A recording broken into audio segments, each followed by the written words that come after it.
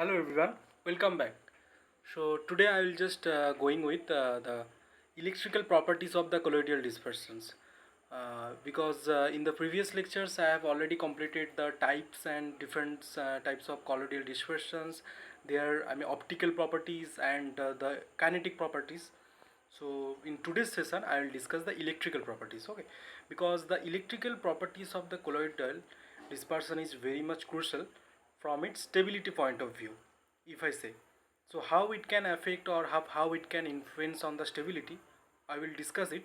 But you can see that in the electrical properties, under the electrical properties, the things that we will going to discuss, that the electrical double layer, electrophoresis, electroosmosis, streaming potential, sedimentation potential, and Donal membrane effect. Okay, so I will go one by one. So first of all, we have to know that what is the significance. As we are discussing about the electrical properties, so obviously we have to know that what is the significance to discussing all those electrical properties, because you can see, so mainly the interface. So just to give me some description regarding these things, that if I consider one dispersed medium, right? Dispersed medium is present, and in this dispersed medium, positive, negative, positive, negative, different charge will be present. Okay, and if you consider another dispersed phase particle, and if the dispersed phase have a positive charge, obviously when it will go into the dispersed medium, it will attract the negative charge. So you can assume that outside this kind of dispersed phase which have the charged positive, so outside this kind of dispersed phase, in the interface mainly, negative charge will be present. Negative charge will be present, and obviously after the negative charge, the positive charge will be present. Due to the attraction of negative charge, positive charge will be present. And after this positive charge, negative charge should be present, but the negative charge will present little bit far distance. Okay, little bit distance it will maintain. Why? Because the positive charge has not that much affinity like the negative have. The negative will repel actually the negative charge. This negative charge you can found in the interface of the dispersed phase which have a positive charge. So those interface charge, like the negative charge, they will repel down the negative charge. Okay, so that's why the things will be like that. The one separate layer will be formed, and obviously after the negative, positive charge will be there. So like that way. Okay, and after the some time, the all the charge have actually lose their affinity, and one electroneutral region will be occurs. The same amount of positive and same amount of negative charge will be present. So that is really a very basic concept of the double layer and electrical properties. So now I will tell that what are the importance of this kind of electrical properties of interface. So first of all, the stabilization of colloidal dispersion. Okay, because if the positive charge dispersed phase will repel down another positive charged dispersed phase, obviously the stabilization or the stability of the colloidal dispersion will maintain. Try to understand. In the dispersed medium, two dispersed phase, they have charge positive and positive. Obviously they will repel down each other. If they will repel down each other, then there will be a stability maintained in this kind of colloidal dispersion. But if you consider the opposite case, the one dispersed phase have negative and one dispersed have positive, so in that case what will be happen? Like positive, negative, there should be attraction force. Okay, there should be attraction, and due to the attraction, the stability may be get hampered. So this is the cases for the colloidal dispersion. But if you consider one kind of flocculated suspension, means the suspension, if I say, so there, to make a flock formation, you know the flock. What is flock? It is the aggregate of the part dispersed phase, aggregation, cumulative aggregation. So there must be some attraction force should be present. So obviously they are positive, negative, the attraction will be present there. Okay, that is the flocculated suspension. So like that way, if you consider the emulsion, what is emulsion? Emulsion also a kind of colloidal dispersion, but here you can see two different immiscible layer. Water and oil, obviously they will not easily miscible, so there should be some emulsifying agent. So I can consider that if you want to make a stable emulsion, so obviously the two different immiscible phase should be miscible properly, and to make it properly miscible, the charge should be opposite, like positive negative, so that there is a attraction force which actually takes place. So that is the basic concept regarding the electrical properties of interface. So what is actually their significance? Mainly you can see the stabilization purpose. Okay, so that is the things, and after that I will comes into the electrical double layer. So I have already discussed regarding this electrical double layer, that how this kind of electrical double layer actually formed. So you can see here that the picture actually demonstrate that this is the one kind of dispersed phase particle. Okay, dispersed phase particle, and outside the interface, that is actually denoted here A dash, solid liquid interface, the charge which is present, that is positive charge. So outside the positive charge, obviously negative charge should be present, so you can find the negative charge also, but along with the negative charge you can see the positive charge also, but the concentration of the negative charge will be more here in the tightly bound layer. What is the reason? I have already discussed that in the dispersion medium, negative, positive, every charge will be present, but you have to consider that which charge will attract which. As in the interface of the dispersed phase, positive charge is more, so in the tightly bound layer you can find the concentration of negative charge is more. Okay, and after the tightly bound layer, which is actually denoted by or called by the diffuse second layer, here you can find the concentration of negative charge will be more. Why?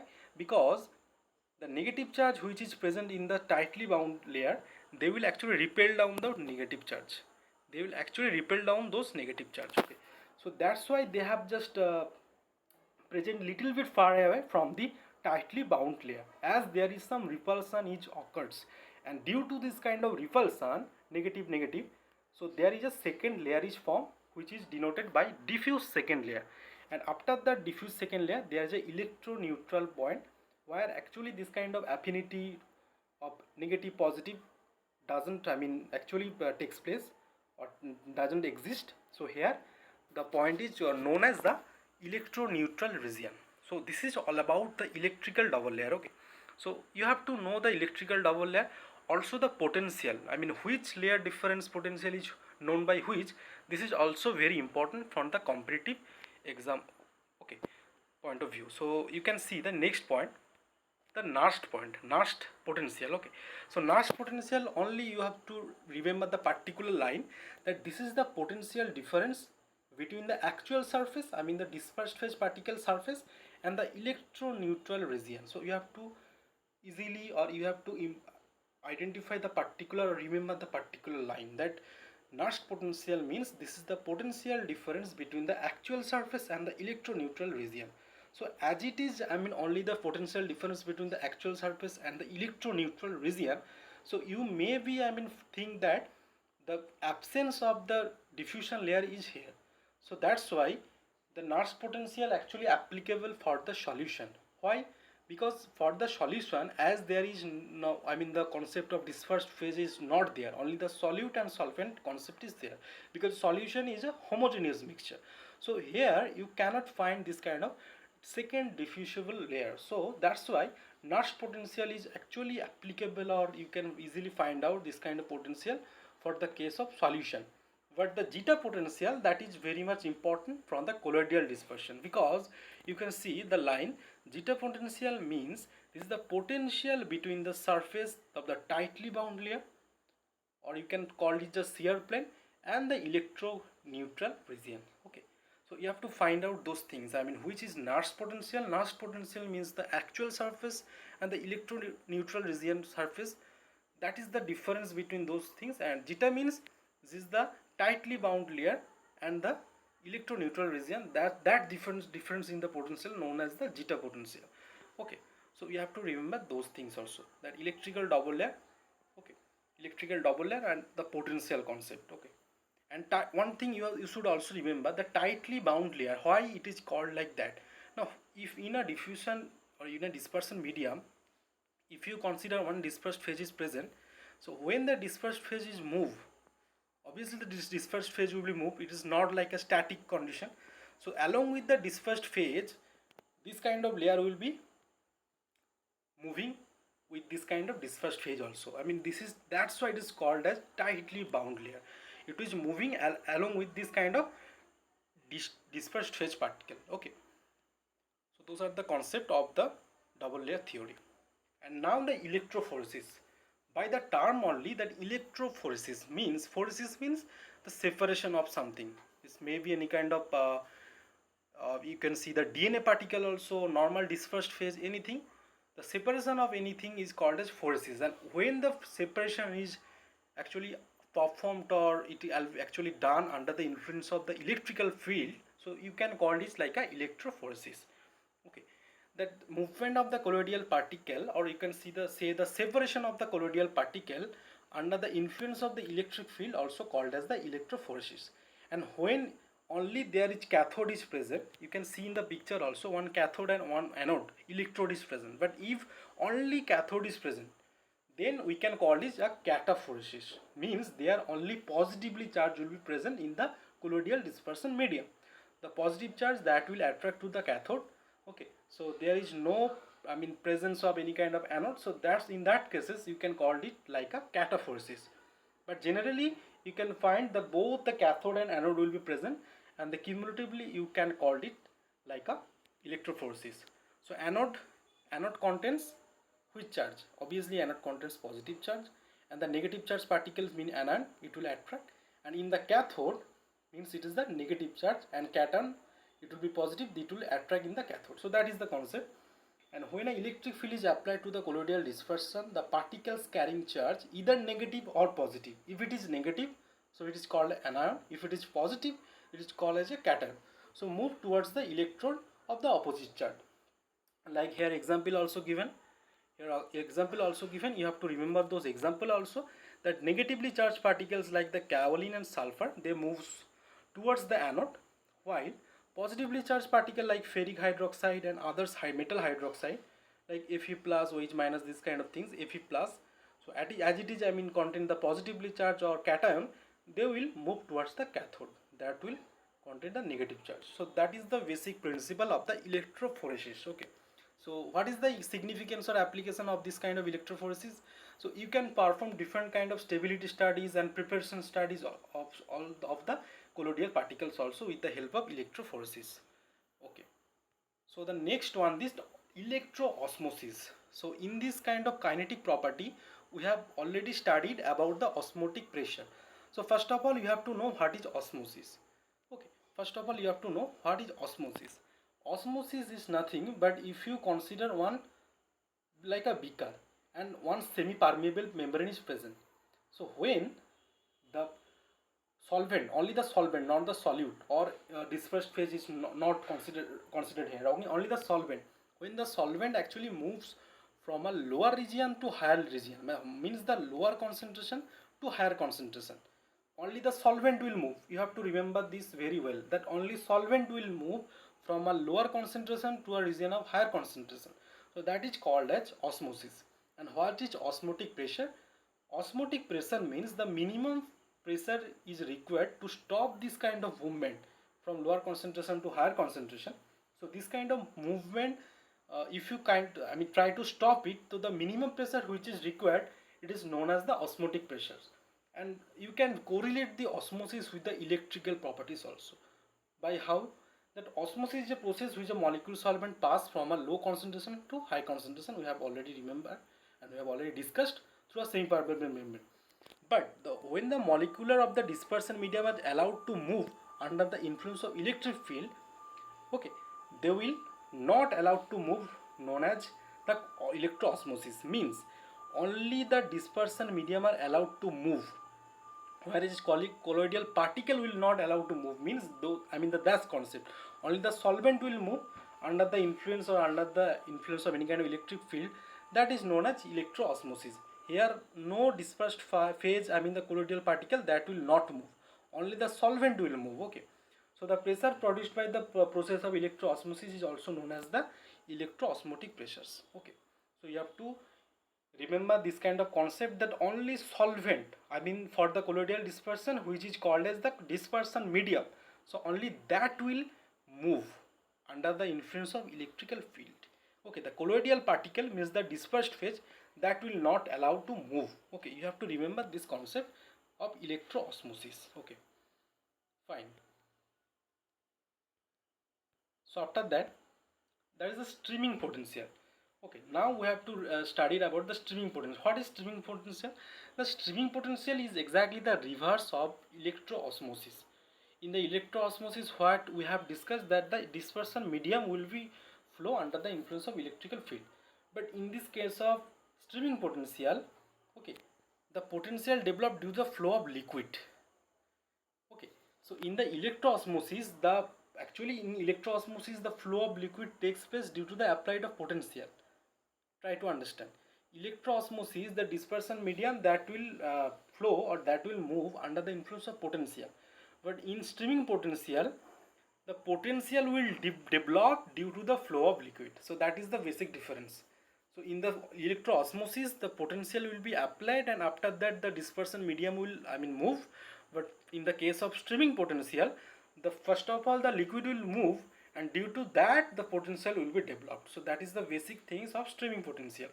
So it is possible to measure the streaming potential by using the reversible electrode like the calomel electrodes. You have to remember these terms, calomel electrodes, and such electrodes are kept at two elements of the membrane, like the potent difference arising due to the passage of water or liquid is measured. So first of all you have to remember that streaming potential is developed in which case. So if there is any kind of flow of liquid is happened, and by the use of calomel electrodes you can measure this streaming potential.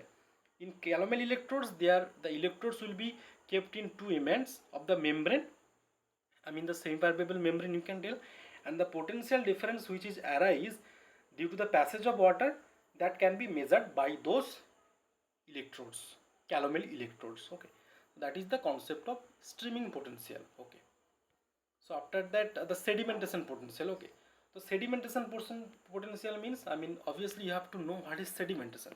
Sedimentation means when in the dispersion medium the dispersed phase is present, and under the influence of gravity,